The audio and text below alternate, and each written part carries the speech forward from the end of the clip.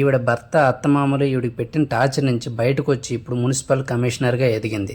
ఆవిడ ప్రయాణం అంతా ఎంత కష్టంగా ఉంటుందంటే, ఈవిడ పుట్టిన మధ్యప్రదేశ్లో గిరిజన ప్రాంతంలో. ఈవిడ పేరు సవితా ప్రధాన్.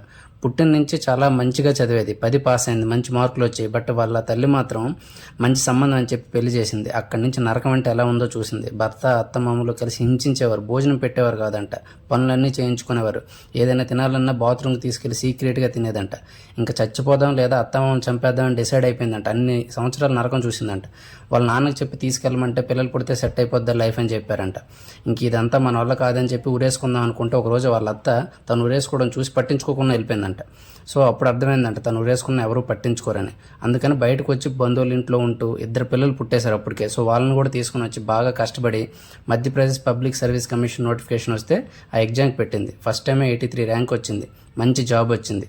అప్పుడు అయినా సరే భర్త వచ్చి కొట్టడం, రక్తం వచ్చేటట్టు కొట్టేవాడంట. ఒకరోజు ఆఫీస్లో కొడితే కొలీగ్స్ అందరూ సపోర్ట్ ఇవ్వడం వల్ల వాడిపై కేసు పెడితే పోలీసులు తీసుకెళ్లి ఇరగ్గొట్టేశారు. సో ఆ తర్వాత విడాకులు అయిపోయి ప్రశాంతంగా ఇప్పుడు ఒక డాక్టర్ నచ్చిన అతన్ని పెళ్లి చేసుకుని హ్యాపీగా ఉంది.